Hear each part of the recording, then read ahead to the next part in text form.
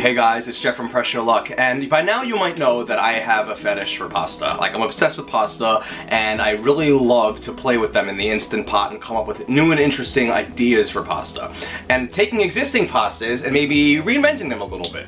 So how about we take one of my favorite things ever, which is a Baked Ziti, except we don't bake it. We just put it in the Instant Pot and give it not only just that simple red sauce flavor with a little bit of cheese mixed in, but we're talking like the creamiest, tomatoey, cheesy sauce ever, to the point where you don't even want to bake it because it's so delicious as it is. Of course you can at the very end, but who needs to bake right now? Let's save one step and just have the most unbelievable, incredible, easy, cheesy, meaty ziti right in your Instant Pot. Let's go! So like with practically every dish I make, we're gonna start with an onion. We're gonna take one medium yellow onion, and then dice it up into like roughly chunky little pieces, just like that. All right? Now let's go to our Instant Pot and add 1 tablespoon of extra virgin olive oil. So let's come down to our control panel and hit the saute button and make sure we're on the more or the high setting. And after about 2 minutes of the oil heating up, we're going to add in our onions.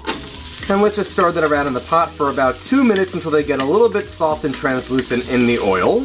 And then after about 2 minutes of stirring the onions, they'll become a little bit brown in color, and we want to add in some garlic. Just put a tablespoon of crushed garlic in the pot. And then just stir it up with the onion.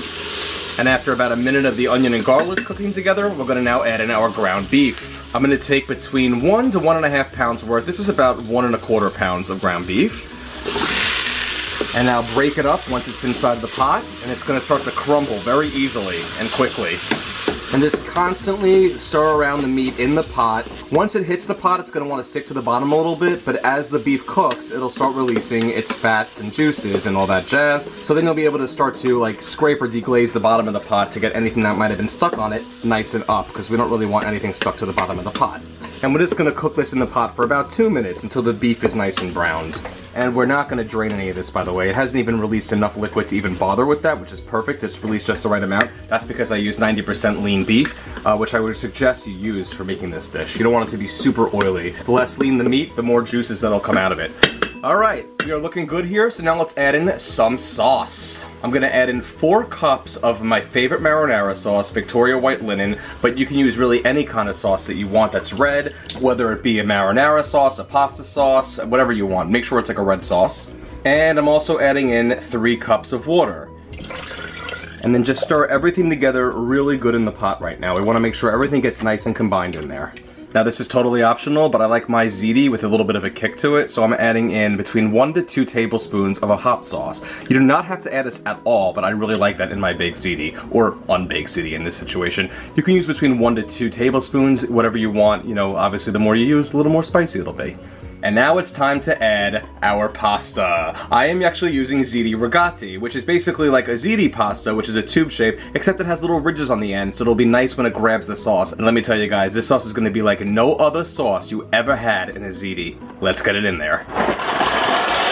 Put it all in, and then just submerge it underneath all of our liquids. Make sure all the ziti's covered, but don't stir it. Just let it be nice and submerged. Kind of like it's like, you know, iceberging, if you will. You see what I mean? Like a little tip of an iceberg coming out like this. That's perfectly fine. Okay, let's get the lid on and pressure cook.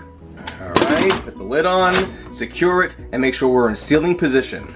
So now let's come back to our pot and hit the cancel button. And now we want to hit the pressure cook or the manual button depending on your model. And we want to go for 6 minutes on high pressure. That's it, just 6 minutes. But Jeffrey, why do we have to add water to the pot with all that sauce in it? Isn't it going to dilute the sauce? The answer to that is no. And the reason why we have to add some water to the marinara is because the sauce is rather thick and we want it to come to pressure, which means the sauce needs to be relatively thin for that to happen. Trust me, a lot of the liquid is going to be absorbed by the ziti as it cooks, so that's why we have to do this. Just trust me, you'll see. In the end, it's all going to be beautiful. Now, while the ziti is cooking in the Instant Pot, we want to prepare a ricotta cheese mixture because, you know, what's a ziti without ricotta cheese?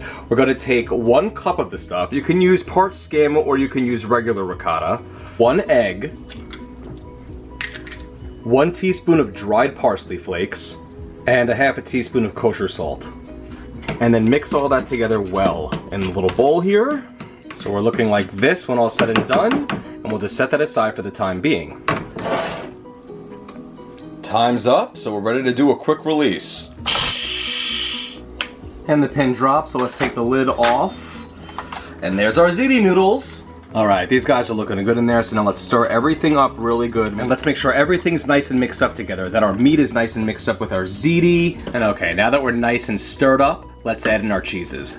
First, let's add in our ricotta cheese. Now there's raw egg in here, but don't worry, it's gonna cook super quickly because this is super hot in the pot right now. And now stir that into the mix. Get that ricotta cheese all nice and mixed up with our sauce and our pasta.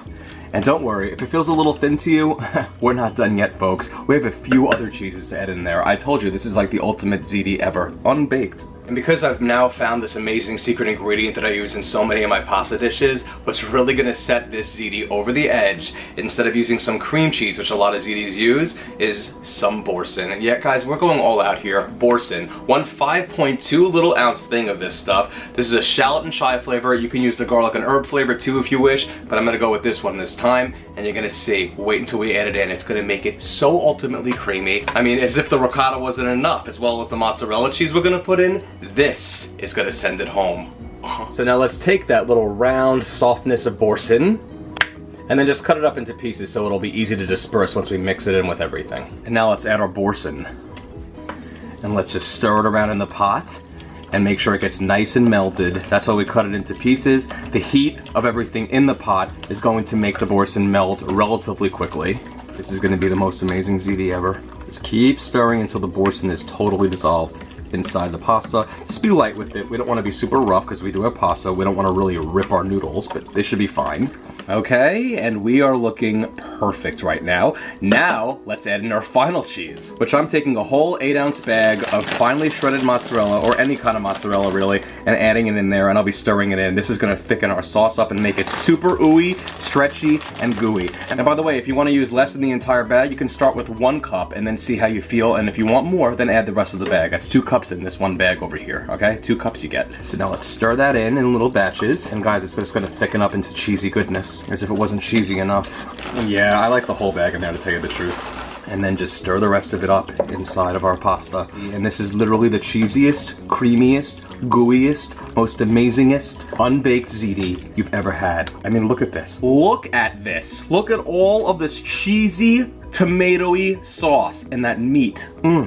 And to top off all of these amazing cheeses with, what else? Yet another cheese? Because why not? We have every like Italian cheese ever in there as it is, plus some boursin. Let's add in 1/3 cup of grated Parmesan and stir that into our sauce. Like I said, it's really the ultimate ziti. Because I really am really bored by baked ziti that's just a little bit of red sauce and some cheese thrown in. I like it when it's full of cheese, full of red sauce, and everything combined, swimming in one happy pool of ziti goodness. All right, guys, let's serve this up.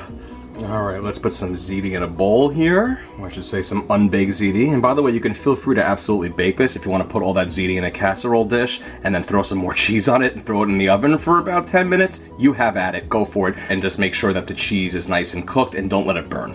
But this is looking lovely, isn't it? Look at all this creamy, unbelievable phenomenalness. Is that even a word? Well, it is now. All right, let's top it up with some Parmesan. You know, just a little more Parmesan. Why not, right? Just a little more. And now let's put a fork in there and try this amazingness out. This is why I love like the little holes inside of each noodle. It like has so much sauce inside of it. It just captures it all and then it spills out into your mouth. You see how it did that? And you can just suck it up like a straw, that sauce. All right, let's try it out. Ooh. And here we go, guys. This delicious, unbelievable, unbaked ziti. Here we go. Now that, let's just say, oh. It's everything I've ever wanted a ziti to be. Full of a stewed tomatoey flavor, mixed with so many cheeses. Ricotta cheese with some egg in there that's nice and cooked. We have some Parmesan in there, we have boursin, we have mozzarella. What don't we have in this dish to send it all the way home to become the most rich, unbelievable thing? And look at this, the little holes in the ziti. You could sip it like it's a straw, the sauce comes right out. It's funny. You could swear I'm Italian with all the pastas I love to make in the Instant Pot, but it's like I always say about Jews and Italians. Same behavior, different savior. Guys, look at this. This is unreal. This is like a role model to every other comfort pasta out there. Oh.